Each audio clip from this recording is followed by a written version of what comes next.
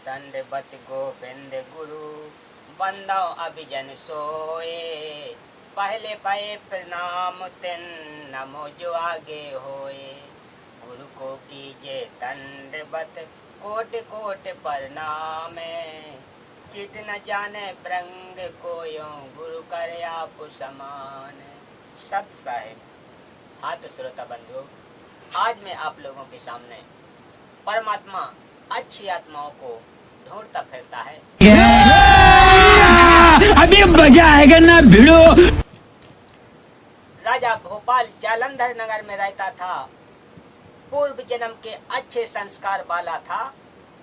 परमेश्वर कबीर जी की शरण में रहा था, परंतु काल जाल में रह गया। सतगुरु शरण में जो नाम जाप और धर्म किए थे, उनकी कमाई से राजा बना था। परमेश्वर कबीर जी ने संत गरीबदास जी छुड़ाने वाले को बताया था कि संत गरीबदास जी ने अपनी अमृत वाणी में लिखा, गोता मारूं स्वर्ग में जा बैठूं पाताल। गरीब दास ढूंढत फिरूं हीरे मानिक लाल। परमेश्वर कबीर जी ने बताया है कि मैं अच्छी आत्माओं को ढूंढता फिरता हूँ स्वर्ग पाताल तथा पृथ्वी पर।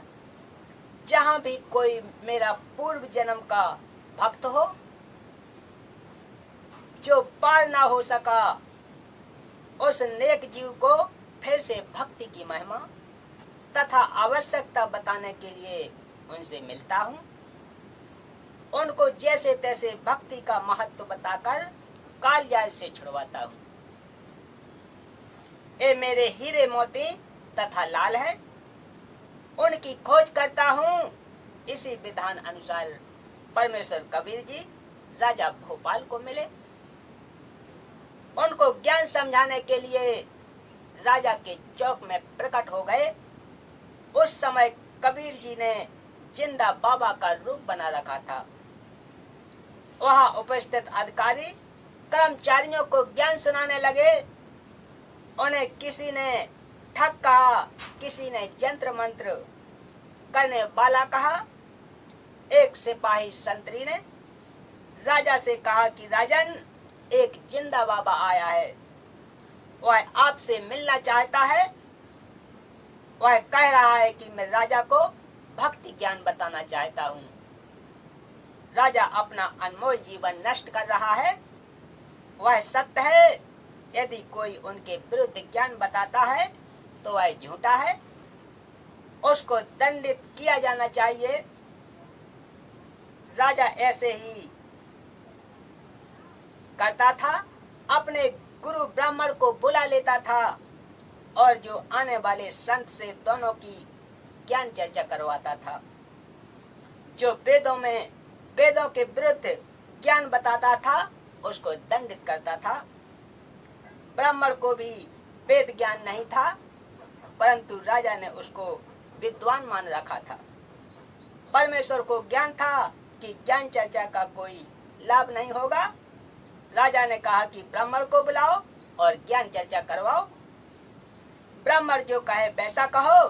परमेश्वर कबीर जी ने राजा की डेवड़ी को वचन से गिरा दिया। राजा को बताया गया कि वह संत जंत्र मंत्र जानता है, उसने डेवड़ी गिरा दी है। राजा क्रोध में होकर चला तो राजा का महल सोने का बना दिया। किवाड़ दीवार सब स्वर्ण के बन गए। राजा ने विवेक से काम लिया, जिंदा के चरण छुए और अपनी शरण में लेने की इच्छा व्यक्त की। आप कहाँ थे ज्ञानी बाबा? परमेश्वर कबीर जी ने राजा को 2 घंटे ज्ञान दिया। संसार असार है, आप सदा राजा नहीं रहोगे। संसार छोड़कर जाओगे तो कहाँ जाओगे? राजा प्रभावित हुआ। प्रथम नाम लिया। सतलोक की महिमा सुनकर दर्शन की प्रबल इच्छा जाहिर की।